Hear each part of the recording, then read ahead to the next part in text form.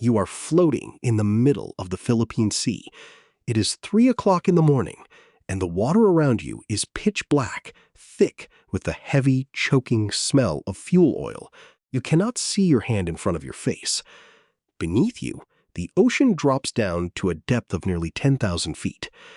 Around you, the air is filled with the frantic screams of hundreds of men clinging to oil-slicked ropes, wooden crates, and each other.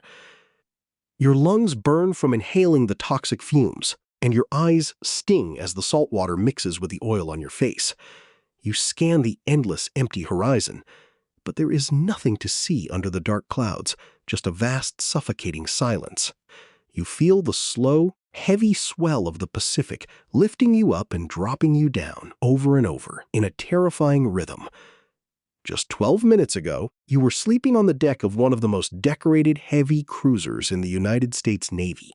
Now, that ship is gone, resting on the ocean floor, and you are left in a vast, silent wilderness of water, praying for a rescue that no one in the world even knows you need. For the men of the USS Indianapolis, this was the beginning of the most agonizing survival ordeal in the history of modern warfare.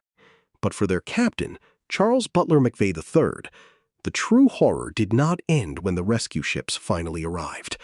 The worst of it was waiting for him on land, in a brightly lit military courtroom in Washington.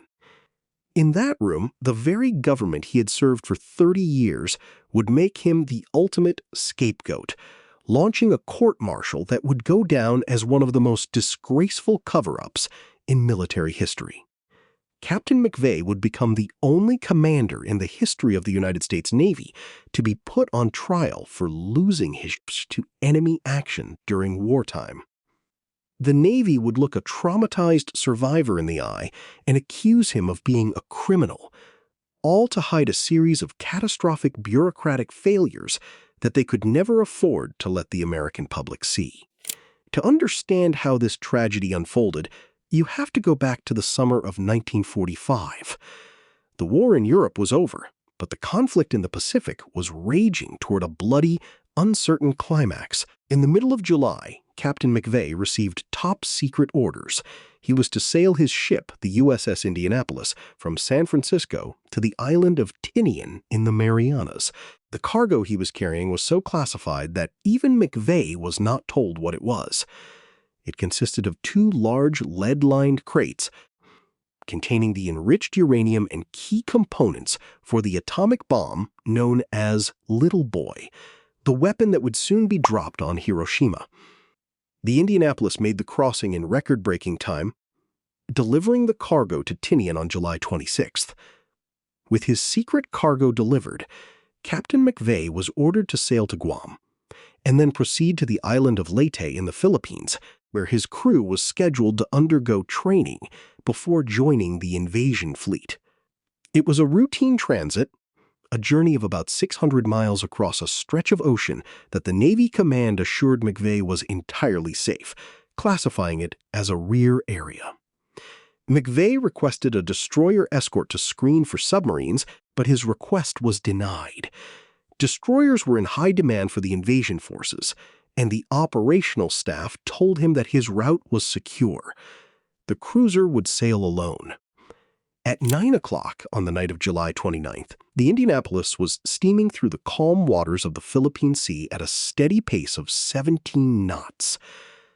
The sky was overcast, the moon was hidden behind a thick layer of clouds, and visibility was practically zero.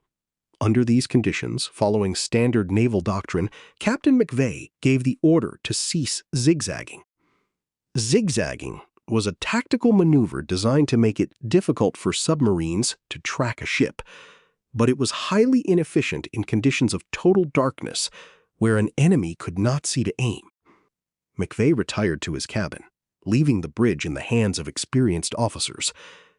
Confident that the cruiser was safe in the empty, dark sea, but 5 miles away, sitting silently beneath the surface, was the Japanese submarine I-58.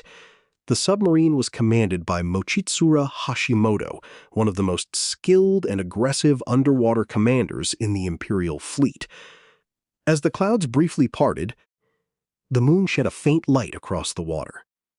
Hashimoto, looking through his periscope, saw a dark silhouette on the horizon. It was an American heavy cruiser, sailing on a straight course, completely unaware of his presence. Hashimoto tracked the ship for less than 10 minutes, aligning his torpedo tubes with the massive hull of the Indianapolis. At midnight, he gave the command to fire.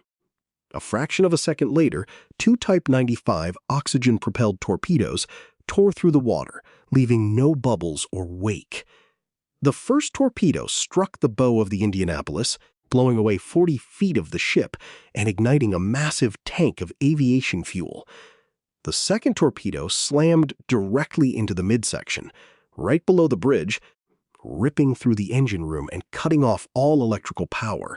The explosions were catastrophic. Men were thrown from their bunks into corridors filled with fire and blinding steam. Because the power was cut, the ship could not send out a distress call, and the internal communications were dead. The bow was already sinking fast, scooping up hundreds of tons of water as the engines, which could not be shut down from the bridge, pushed the vessel forward. On the bridge, Captain McVeigh struggled to make sense of the damage. He tried to contact the engine room, but the phones were silent. He sent an officer down to assess the flooding, but the man never returned. Within minutes, the ship was listing heavily to starboard. McVeigh realized there was no saving his command. He shouted the order to abandon ship, but in the chaos, the word had to be passed by mouth from sailor to sailor.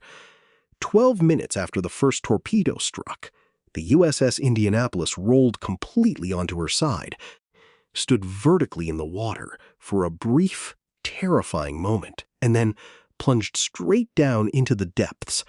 For the 900 men who managed to jump into the water before the final plunge, the struggle for survival had only just begun. Many were badly burned, their skin peeling away from their bodies.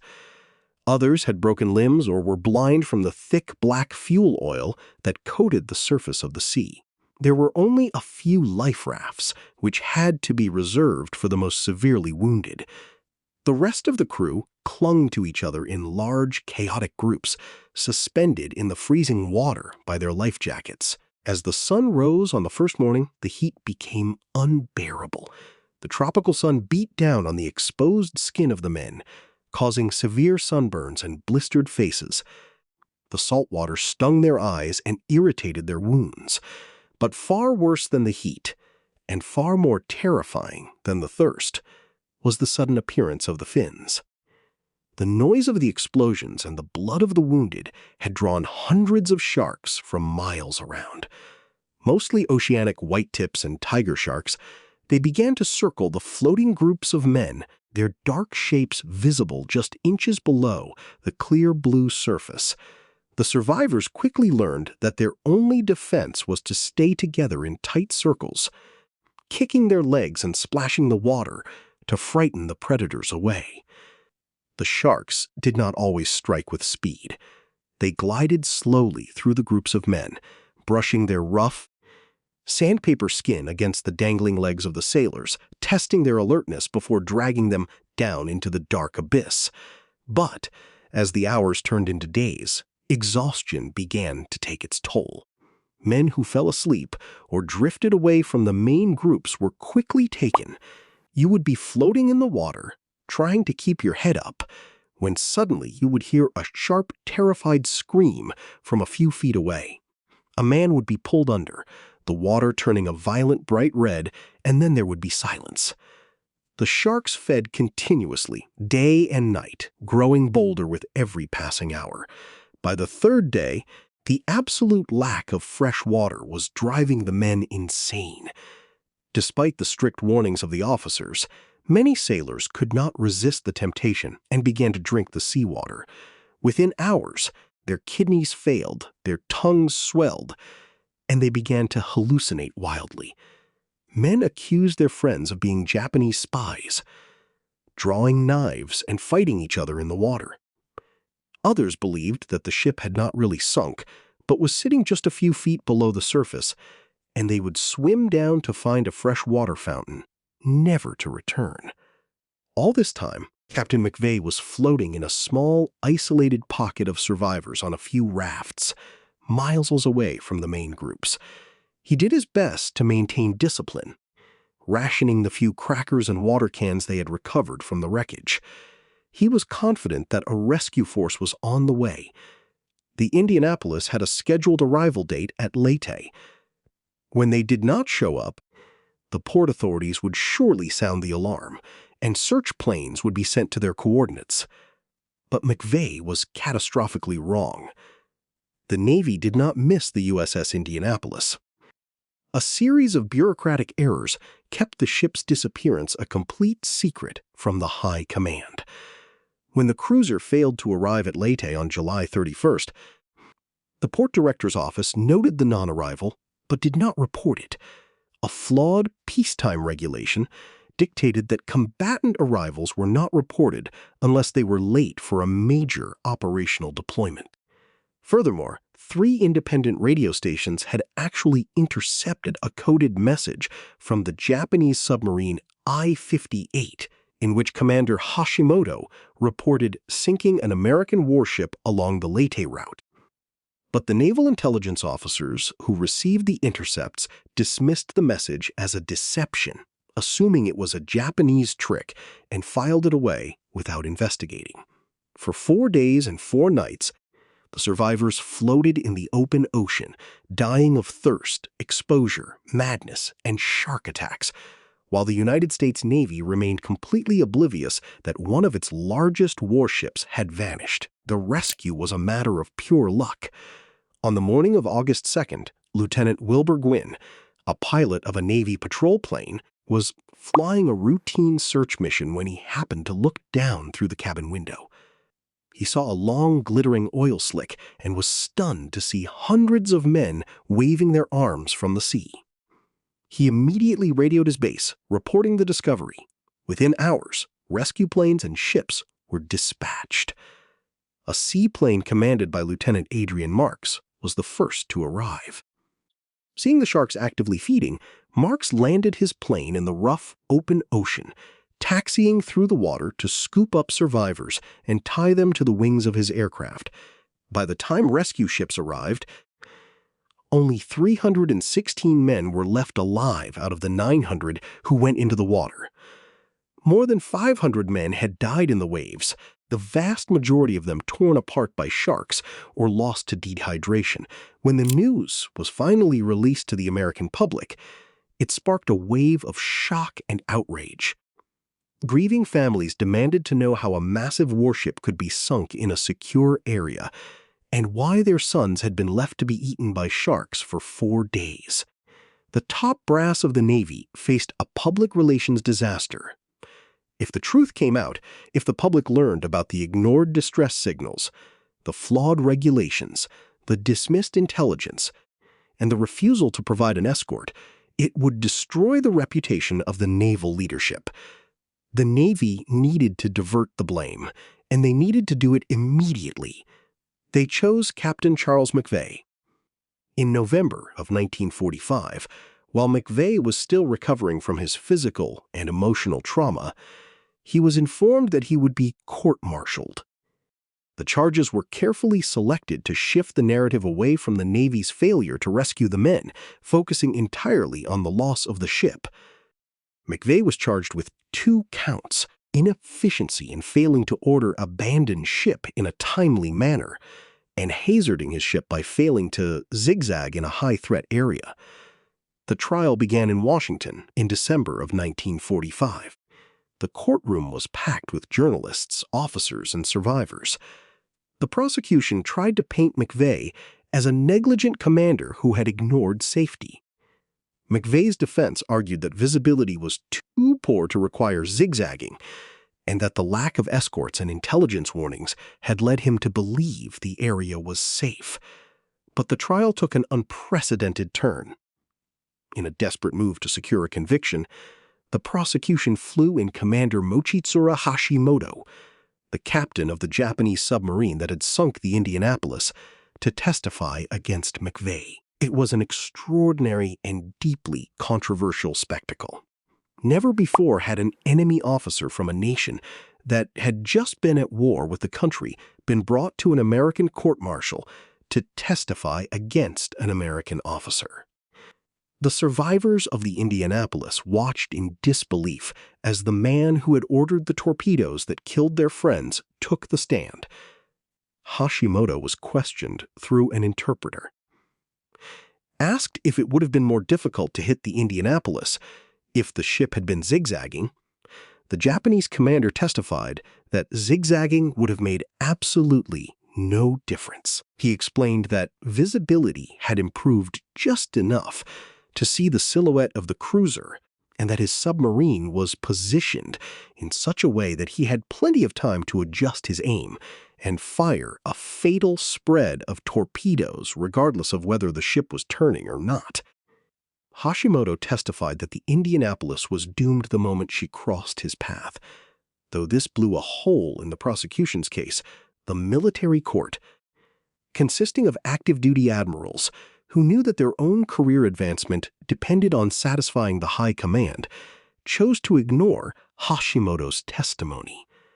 On December 23, 1945, the court announced its verdict. Captain McVeigh was acquitted of failing to abandon ship, but he was found guilty of hazarding his ship by failing to zigzag. He was sentenced to a reduction in rank and a loss of seniority, effectively ending his promising naval career. Although Admiral Chester Nimitz eventually remitted the sentence and restored McVeigh to active duty because of his excellent pre-war record, the damage was permanently done. McVeigh was a convicted man, officially blamed by his own government for the deaths of his crew. He retired from the Navy in 1949 as a rear admiral, but he could never escape the guilt. For the rest of his life, McVeigh was haunted by the tragedy. He moved to a quiet farm in Litchfield, Connecticut, trying to escape the public eye. But the letters always found him. Every year, around the anniversary of the sinking, McVeigh received vicious, hateful letters from the families of the sailors who had died. The letters called him a murderer, a coward and a monster who had allowed their sons to be eaten by sharks. McVeigh kept these letters in a drawer, reading them in silence, his depression deepening with every passing year. On November 6, 1968, the burden became too heavy. Charles McVeigh walked out into his yard, carrying a service revolver in one hand and a small toy lead sailor in the other. He placed the barrel against his temple and pulled the trigger. For nearly 30 years after his suicide, Captain McVeigh's name remained tarnished. The survivors never stopped fighting to clear their captain's name, knowing that he had been scapegoated to cover up the Navy's sins. But their petitions to the Pentagon were consistently ignored. The Navy refused to reopen the case, stating that the verdict was final. But in 1996, the path to justice took a turn that no one anticipated. It came from an 11-year-old schoolboy named Hunter Scott. Hunter, who lived in Pensacola, Florida, was looking for a topic for a History Day project. He happened to watch a scene in a movie where a character described the sinking of the Indianapolis and the shark attacks. Fascinated, Hunter decided to research the event. He quickly realized that the official Navy narrative did not match the personal stories of the survivors. Hunter did something that no adult researcher had thought to do. He began writing letters to the surviving crew members, asking for their memories of Captain McVeigh. He received dozens of emotional letters from old men who spoke of their captain with deep respect, telling him that McVeigh was a hero who had saved their lives, and that his conviction was a terrible, historic lie. Deeply moved, the young boy launched a nationwide campaign to exonerate Captain McVeigh. He contacted his congressman and began organizing the survivors to bring their case to Washington. Hunter testified before a congressional committee with a folder of declassified documents and letters from survivors. They withheld the crucial fact that the port director had ignored their late arrival and they hid the 3 independent radio logs containing Hashimoto's declassified distress intercept. The sight of an 11-year-old boy standing before Congress, flanked by elderly survivors of the worst naval disaster in history, captured the attention of the media and the public. The Navy's wall of silence began to crumble. Declassified files, presented by Hunter, proved that the Navy had withheld crucial intelligence from McVeigh, and that they had deliberately covered up their own failure to launch a rescue mission. In October of the year 2000, the United States Congress passed a historic resolution which was signed into law by President Bill Clinton, officially clearing Captain Charles Butler McVeigh's naval record of any wrongdoing in the sinking of the USS Indianapolis. The resolution stated that McVeigh was clean and that his court-martial was a miscarriage of justice that should never have occurred. In a beautiful, tragic irony, one of the most powerful letters of support submitted during the exoneration hearings came from Mochitsura Hashimoto, the Japanese submarine commander. Shortly before his death in the year 2000, Hashimoto wrote a letter to the Senate reiterating that McVeigh did nothing wrong and that the sinking was simply an act of war. Tomorrow morning, when you look at the peaceful blue waters of the ocean, think about the men of the USS Indianapolis, and think about the captain who survived the sharks only to be destroyed by the pen of a bureaucrat. Remember that history is not just a collection of dates and battle victories. It is a record of human struggle, sometimes fought in the silent depths of the sea, and sometimes fought in the cold, dusty archives of a government that wanted to forget. The court-martial of Captain McVeigh is a stark, haunting reminder that the greatest battles for honor are often fought long after the guns of war have fallen silent, and the final entry in the file of Charles McVeigh is no longer marked with the stamp of guilt, but with the quiet, enduring light of a captain who was finally brought home by his crew. If this story has changed how you view the high-stakes world of military history and the heavy price of honor, consider hitting the subscribe button to support the channel. We are committed to digging through the declassified archives, reading the raw transcripts, and bringing you the absolute truth behind the most famous and most forgotten court-martials in history. And if you want to understand another shocking historical trial, one where the military government put the first woman in American history to death in a desperate rush for revenge, click on the video that is appearing on your screen right now. We look at the declassified transcripts and the chilling truth behind the trial of Mary Surratt.